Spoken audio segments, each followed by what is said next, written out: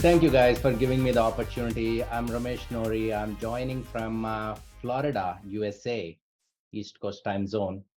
And I'm an SPCT with, of course, safe SPCT with a company called Cyberbond Federal Solutions. We are mostly into the federal space, the government space of safe here, and of course, commercial too. Been doing this for a while. Wow, I feel old if I tell you how long I've been doing it, but doesn't matter. I got introduced to SAFE when I was when the version is I think 2.0 to 3.0 when it is transitioning. That old I am, and thank goodness I found SAFE. Life was awesome after that. It's a beautiful ride so far. Became an SPCT about 3 years ago, 4 years ago, and here I am. And thank you again, Silvio, not to talk too much about me. Unlike many, typical SPCTs or whatnot, my life didn't start on the agile side of things. It started on the lean side of things. I have masters in advanced manufacturing process. So I'm a mechanical engineer, I was a mechanical engineer. To date, I try to grab everything, screwdrivers and hammers, try to fix in the house, and my wife hates it to death. She doesn't want me to mess up. So that's why I moved to SAFE and became a coach consultant, right? All right. Having said that, I'm going to share my screen. Bear with me so that we can start with an amazing topic that I am passionate about. Let's get started, guys. I know that the construct of this whole event is around RTE, right? Silvio and his team, Rafael, all these guys with PI Planning Group, phenomenal job they did. I couldn't praise them enough last year when I was fortunate to meet them at the SAFE Summit in Denver. I mean, fantastic job because they are trying to help a very unique role, as you know, the release train engineer. First of all, it's pretty new in the industry. Once SAFE introduced it, it's not like a program manager, it's not like a scrum master. You just have a very unique role and lots of responsibilities in order to make sure things get done.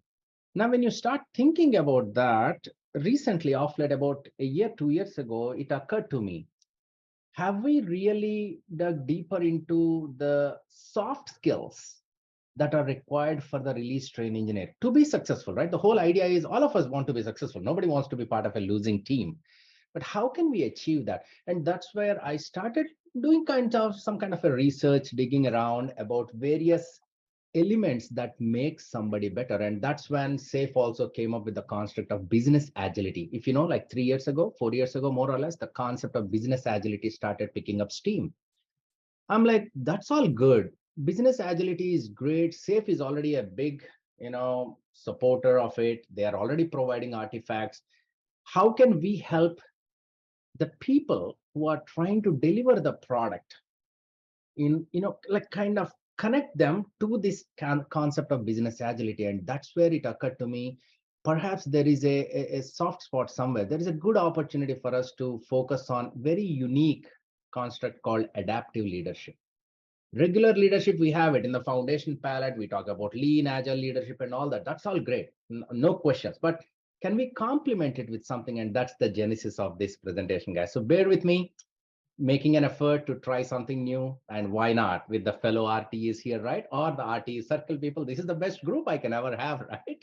So continuing further, in this, basically, the thing I wanted to cover, a brief outline. I know I can talk for hour, 2 hours, but Sylvia and Tim are very clear. Ramesh, don't bore them more than 20 minutes. That's what it is. So I'll try to stick to the time, but Silvio, give me some consideration, okay? I'm a newbie here in speaking. I only spoke for about 12 years now. So having said that, we are going to cover basics of adaptive leadership. By no means this is a certified course, right? It's just a preview, precursor per se. What are the focal points that we should have in our back of the mind? What's the model going to look like to become a good leader with adaptive leadership support? What's the principles, pros and cons, etc.? And the last important question, hey, Ramesh, how can I become one? Because it's an acquired skill. It's not something we are born with a silver spoon. No, it's an acquired skill. How can we improve ourselves in it, right? Let's do that. To begin with, guys, quick question. Maybe you can put it in the chat window. What's an RTE? I'm confused and I'm aging to perfection, so I forgot. What is an RTE all about? What is it all about? Anyone? Real quick. When you have to explain it to a 6-year-old, I am an RTE, how do you explain it? You can't say, oh, I manage the agile release trains with all the CI/CD. They're like, what, Dad? What are you talking? I don't get it. That's what they're going to say, a 6-year-old. How can you explain it?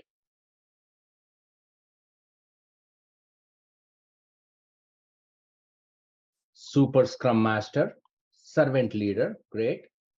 Servant leader facilitating art level processes, train steering and alignment. Wow, make sure everything is doing what you, oh, Pamela, that was impressive. Make sure everyone is doing what they need to do. And that's hard, right? With 125 people or so, more or less in a train. Leader and coach. All right, it's about there for the train. Okay. Very nice. Servant leader, off servant leaders. That's interesting, Matthias. Oh, okay. I enable the team to perform their best. Okay. So given all these responses we are getting, what if I say this? Are you a unicorn? Do you guys know what's a unicorn? I hope so, right? Like getting everything done for everybody. You know, basically what is a unicorn, right? If you really look at it, it's a mythological creature with magic that can do anything. When that is the expectation of a release train engineer, I want to just highlight the fact, how can we take advantage of all the techniques, technologies, processes, or kind of soft skills that are available out there in the world to become that unicorn? And that's where the beginning comes about what is an adaptive leadership. We heard of many leaderships, right? Command and control, this, that, etc. But when it comes to adaptive leadership, the basic definition, again, this is not true to the core of a Webster's dictionary. Don't quote me on that. This is my fundamental understanding of it. It's basically, it's a practical approach to solve business issues, guys. In your purview as a release train engineer, because that is the scope of RTE Circle, as an RTE, your scope is towards the success of your agile release train, or the art we call it. Now, if you are a super RTE, you call a solution train engineer, but still you deal with a train. Call a solution train, right? So in that construct, in that boundary that you play in, how can you solve the issues that you are facing? Also guiding the leaders to make sure you are always focusing on important aspects of business operations.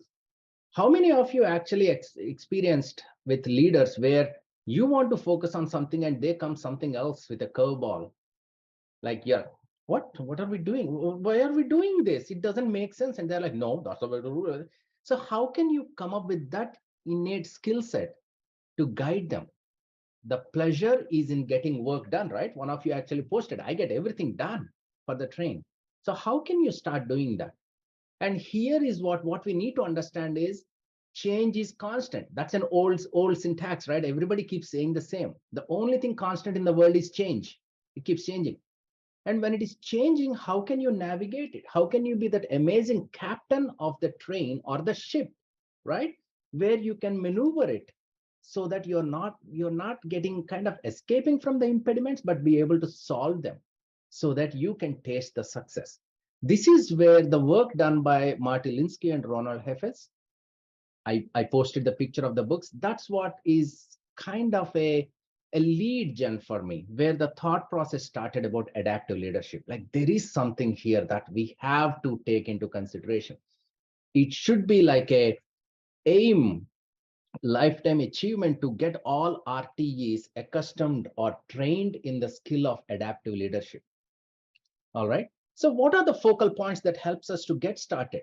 Most important, guys, all the leaders need to be open to feedback. It's important. And RTE is a leader too. Do you agree? A release train engineer is a leader.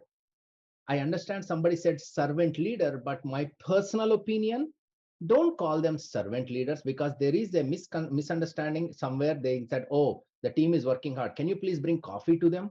And that's the job of a RTE because he's a servant leader. No. Time out. Servant leadership is like a trait. You want to act like serving everybody, but still in the leadership role. That's the idea of a servant leadership, not by getting coffee, getting pizzas and all. But anyways, we are digressing. Coming back to the focal points we should focus on, We all know we should be open to feedback, but how much are we ready for that? Can we really take criticism? Personal check one, right? Ready for inevitable change. Are we sitting in the couch, nicely relaxing, saying, oh, this is all settled. I don't have any issues for next 6 months? Or are we continuously alert, always on that mode of alert where, you know what, something may come from any direction we do not know? Not like to the extent of getting stressed out and high blood pressure and all. No, no, no. I'm telling about when it comes to work. Are you agile? Are you alert? Are you vigilant about everything happening? Okay. Then, are you skilled with adaptive challenges? If a challenge comes in, are you basically lifting the hands and say, that's not my problem. My job description never said it. Or, you know what? It's my moral and ethical responsibility in the role of release train engineer that I need to lead the train. I'm going to find the right people. I'm going to look at what is going to help and what is going to hurt, maneuver the train away from that's going to damage our things and rather help in getting the work done. Problem solved. Adaptive challenges. Are you skilled? Are you aware of it, how to do it? And then are you nimble enough to shift the direction when the time comes? These are critical. We all might have heard this in a different context, guys, maybe once, twice like that, but I want to bring all the thought processes together towards the banner of adaptive leadership, right? Now, when it comes to the model of leadership, what is it comprised of? Basically, three most important things to think about. We should be able to decide the different and differentiate between what is precious versus what is expendable. Hard decision. A lot of people have the hoarding mentality, means we start working on something, we want to keep it forever. We just don't want to let go. This is a human thing, because it's hard that we acquire something and we take pride in holding on to it. That's a human emotional response. So don't fight it. But again, can we get trained and skilled in such a way that we should be able to differentiate between what is the most precious thing or what is the most critical and important thing of high priority in our safe language, right? In our product development language, high priority work item versus what is expendable. I can throw that away. That's fine because it's not going to add value to me. That's first thing. Second thing is, are we open to experimentation and handle the risks in a smart way? Smart risk. You have to take risks. That's not going away. That concept is not going away. So don't ever assume. In my life, I never assumed that I'm going to have a smooth road to production. No, you're not going to have it. You're always going to have potholes. You're always going to have some monkey or donkey running on the road. That's going to become an impediment for you. You have to be prepared for that. But what is the smartest way you can handle it? How can you plan for it? Experimentation and smart risk. That's the second one. And the third one is disciplined assessment, guys. By far the critical element of a leadership role, adaptive leadership role. We should be extremely disciplined when we assess our current situation. I'm not pointing fingers or trying to ask a difficult question, but something for you to think about. How many times have you actually assessed how you are personally performing, how the organization is performing, how the train is performing? And did you have the courage to say, oh, we are screwing this up, it's not doing well, but who cares? Not my job. You see what I mean? Versus, you know what? The direction is wrong. It is not going in the right path. Let's stop it and fix it. How many times we actually did that? And truth be told, it's hard when you are working for somebody, when you're working in an organization, it is hard to be tough. But at the same time, are you balancing it? Are you converting the results of the disciplined assessment into a smart way of managing the risks of failure? Are you trying to mitigate it? It's very important, guys, as a leader, especially as a release train engineer within the purview of your train, you have to have a solid hold on the assessments and be very disciplined about it. Very disciplined about it. You should be ready to pivot without mercy. Okay, so that's the model. Now, always when it comes to decision making, something we all know is make it iterative, guys. Don't come up with a randomized way of knee-jerk reaction, right? That's how you become an adaptive leader. What does that mean, iterative decision making? First, observe, do assessments, gather some data, information. A synthesized data is your information, right? You want to get that. Once you have that, now interpret it properly within the context. Context is king. You need to understand the context. Why I say that is I have seen again and again. I'm fortunate to actually serve more than 16 clients so far in the last 10 years. I don't take too many clients. I take one or two at a time and help them with agile transformations, safe transformations, right?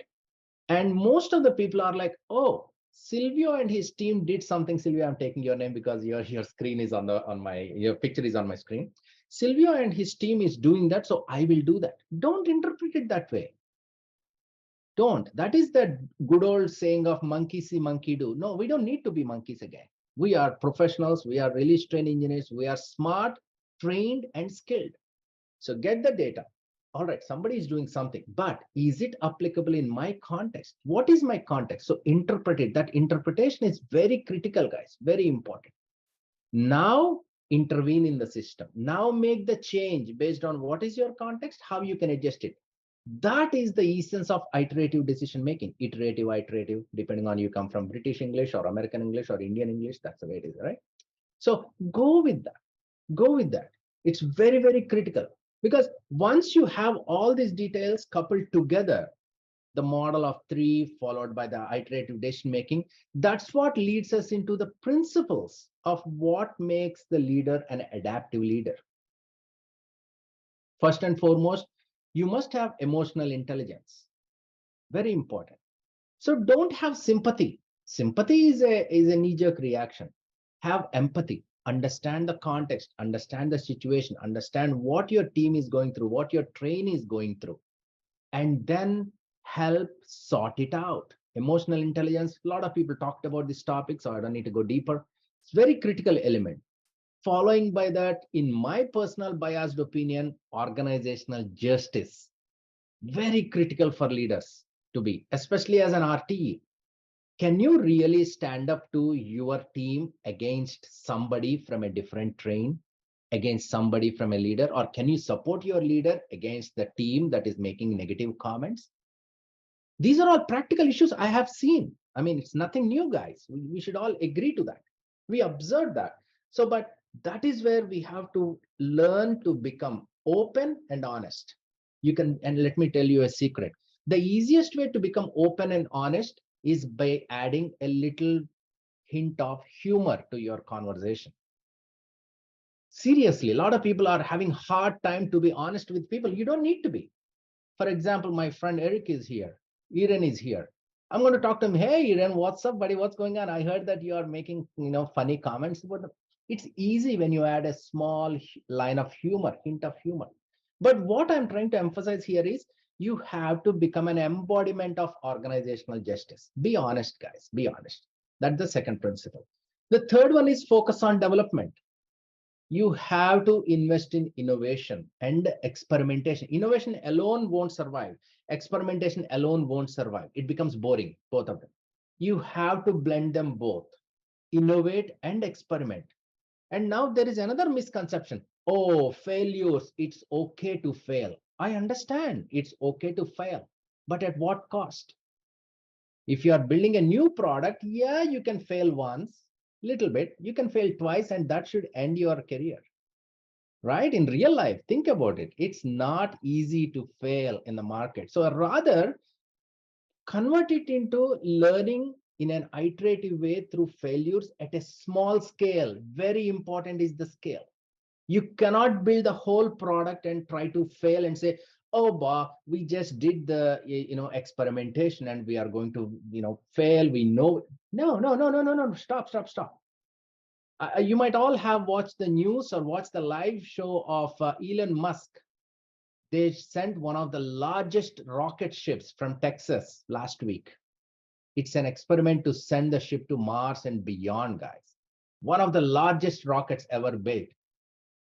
And some people call it failure. But in an interview, Elon Musk, I know people have love-hate relationship with that guy, but doesn't matter. Our concept here is the whole team, the SpaceX team, wanted to learn certain parameters by sending this rocket ship into outer space, and they hit it. Now, after entering outer space, it's supposed to fail, and it didn't work as planned. So it pivoted a couple of minutes more and fell down. Doesn't matter. But not like, okay, it fails, that's fine, we are going to fail, or oh, that's not good. Forget about criticism. Look at what is the learning. Are you learning through failures, and keep those failures at a smaller scope? Very critical, please. Don't make them a large scale failure because you'll be wiped out of the market. And the last one, guys, is an innate ability, character. It comes through transparency, as you know, but you have to build a solid character. And character is built based on principles. Everyone need to have certain principles. How many times we met some great managers? I think all of us in our professional career has at least one or two people. I call it as similar to godfathers. I call it as god managers. Seriously. I have one from India. Unfortunately, he passed away recently, but what a great guy.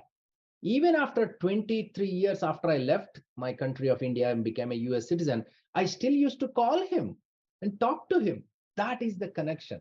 That's because the character he showed up, he stood by me, he mentored me, he nurtured me, because I was a wise ass small kid, 21 years old, trying to manage a group of 60 production workers when I was a mechanical engineer in, in a automobile plant in India.